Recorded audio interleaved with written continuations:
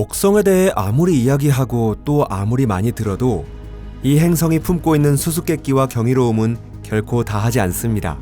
예를 들어 오늘날 태양계가 지금과 같은 모습으로 자리잡게 된 데에는 그 대부분이 목성 덕분이라고 생각해 본 적이 있으신가요?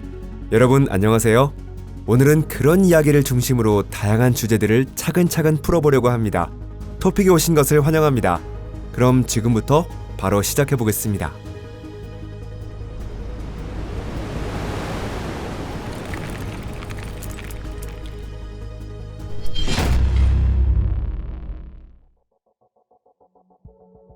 하늘의 왕. 지구 곳곳의 다양한 민족과 문명은 여러 천체에 대해 각기 다른 신화를 전해 내려왔습니다.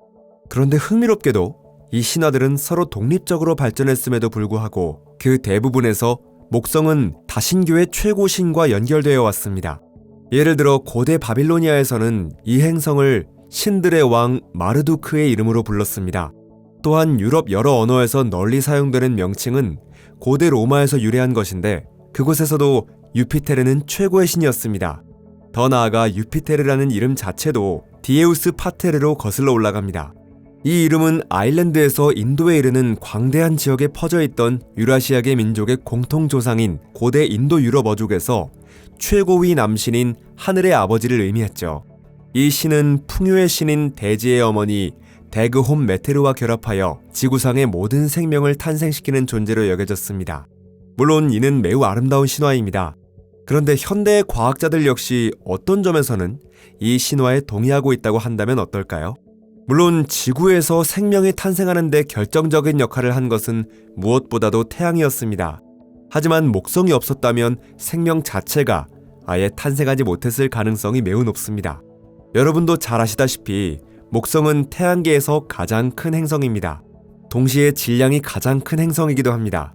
그 규모가 어느 정도냐 하면 목성의 질량은 다른 모든 행성의 질량을 합친 것보다도 더 클 정도죠. 게다가 수많은 위성과 소행성, 해성 같은 천체들은 애초에 계산에 포함할 필요조차 없습니다. 한때 과학자들은 먼저 태양이 태어나고 그 이후에 나머지 행성들이 형성되었다고 생각했죠. 그러나 현대의 관점에서는 그 과정이 그렇게 단순하지 않았다고 보고 있습니다. 태양계에 속한 모든 천체는 태양 자체를 포함해 거의 동시에 형성된 것으로 여겨지고 있습니다. 더 나아가 목성은 태양보다 먼저 탄생했을 가능성까지 제기되고 있죠. 이 가설은 처음 들으면 다소 엉뚱하게 느껴질지도 모릅니다. 그러나 실제로는 바로 이 설명이 태양계의 몇 가지 이상현상을 가장 잘 풀어낼 수 있습니다. 예를 들어 태양과 수성 사이에는 물질이 거의 존재하지 않습니다. 말 그대로 우주 먼지조차 거의 관측되지 않는 수준이죠. 이는 상당히 이례적인 현상입니다. 태양계 행성들의 배치 또한 의문을 자아냅니다. 우선 이 행성들은 수성조차도 태양으로부터 상당히 떨어진 궤도를 돌고 있습니다. 다른 항성계에서는 수성 궤도와 비슷한 반지름 안쪽에 3개에서 4개의 행성이 모여있는 사례도 확인되고 있습니다. 다음으로 태양계에는 주성 바로 가까이를 도는 핫 주피터도 질량이 지구보다 크면서 천왕성이나 해왕성과 같은 거대 얼음 행성보다는 작은 슈퍼지구도 애초에 존재하지 않습니다. 그런데 이 두 유형의 행성은 다른 항성계에서는 꽤 흔하게 발견되는 것으로 보입니다.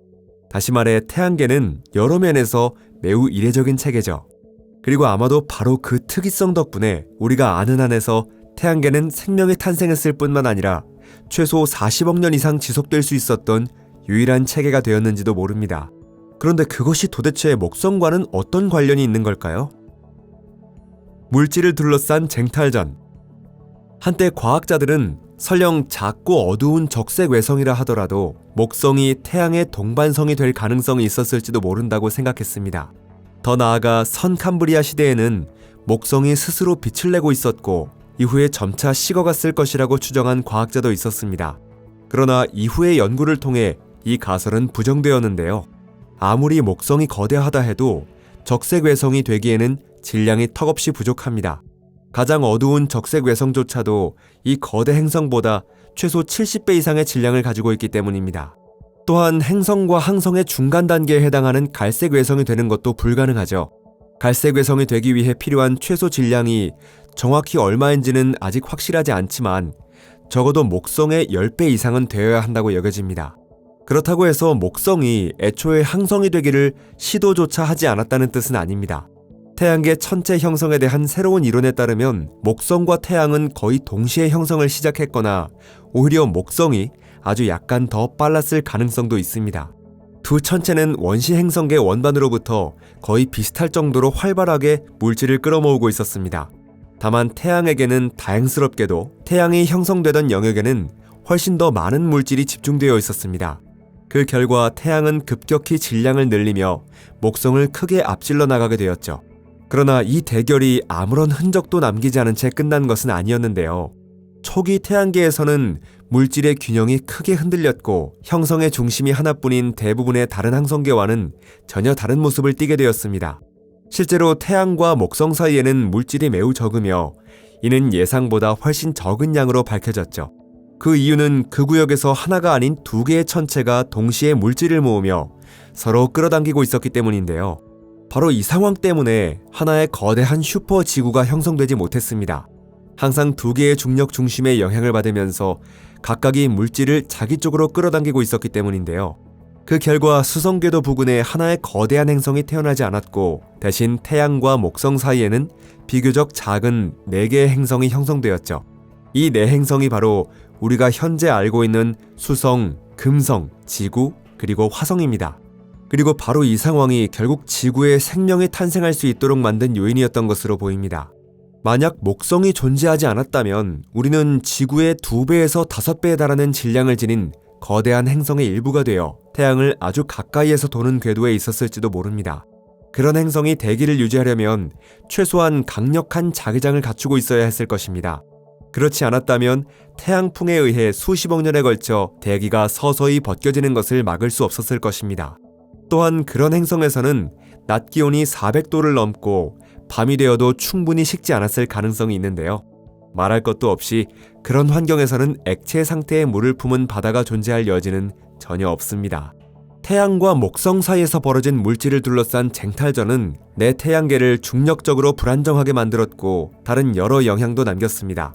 이곳에 하나의 거대한 행성이 형성되지 않았기 때문에 태양계 초기에는 지금 존재하는 4개의 행성보다 훨씬 더 많은 행성들이 존재했습니다. 크고 작은 다양한 천체들이 불안정한 궤도를 따라 대량으로 떠돌며 빈번하게 서로 충돌했습니다. 지구와 가설상의 행성 테이아의 충돌 역시 그중 하나였습니다. 이 충돌로 인해 지구 표면에서 방출된 물질이 다시 모여 결국 달이 형성되었습니다. 그리고 이번에는 그 달이 지구에서 생명이 발전하는 데 있어 지극히 중요한 역할을 하게 되었습니다.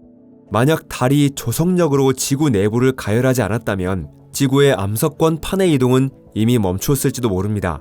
판의 이동이 없다면 기본적인 지구 물리학적 과정 역시 일어나지 않았을 것입니다.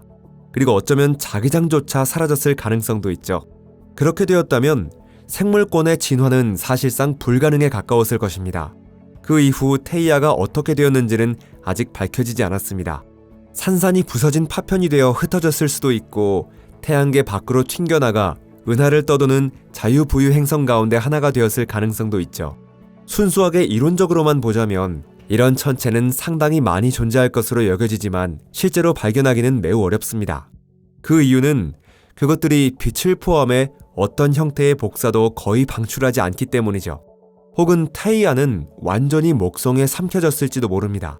실제로 그런 가설도 존재하고요. 애초에 결국에는 목성이야말로 내 태양계에서 남아돌던 천체들을 제거하는 또 하나의 과정에서 결정적인 역할을 해낸 존재였습니다. 최근 과학자들은 목성의 핵구조에서 이상 징후를 발견했는데요. 그 이상은 결국 목성에 끌려와 삼켜진 행성의 잔해일 가능성이 제기되고 있습니다. 살아남은 것은 충분히 안정된 궤도 위에 자리잡은 행성들 뿐이었고 그 안에는 우리의 지구도 포함되어 있었습니다. 지구의 궤도가 40억 년이 넘는 시간 동안 본질적으로 크게 변하지 않았다는 사실 역시 생명이 탄생할 가능성에 중요한 영향을 미쳤습니다. 만약 우리가 언젠가 금속 수소의 바다 아래에 숨겨진 목성의 핵 깊숙한 곳까지 탐사할 수 있게 된다면 거대한 가스 행성의 심연 속에 묻혀있는 태양계 초기의 수많은 비밀을 발견하게 될지도 모릅니다. 그 안에는 한때 태양 주위를 돌았던 수성과 맞먹거나 그보다 더 큰 행성이 잠들어 있을 가능성도 충분합니다. 게다가 그런 천체가 과연 얼마나 존재했는지에 대해서는 우리는 전혀 가늠조차 할 수 없습니다. 하지만 단 하나 분명히 말할 수 있는 사실이 있는데요. 만약 그들이 계속 존재했다면 지구에 있어 극도로 심각한 잠재적 위협이 되었을 것입니다. 그리고 마지막으로 목성은 오늘날까지도 내태양계의 수호자 역할을 계속 수행하고 있습니다. 외곽 영역에서 날아드는 혜성과 소행성을 스스로 끌어당겨 우리를 대신해 받아내고 있는 것입니다. 목성이 없었다면 각종 우주 파편이 훨씬 더 자주 지구로 쏟아졌을 것입니다. 심지어는 외행성 자체가 나라와 충돌함으로써 지구라는 존재가 완전히 사라졌을 가능성도 배제할 수 없고요. 하지만 그 이야기는 다음 기회로 미루도록 하겠습니다. 이번 영상이 흥미로우셨다면 좋아요를 눌러주시고 친구들과도 함께 공유해주세요. 시청해주셔서 감사합니다. 그럼 다음 영상에서 다시 뵙겠습니다. 안녕히 계세요.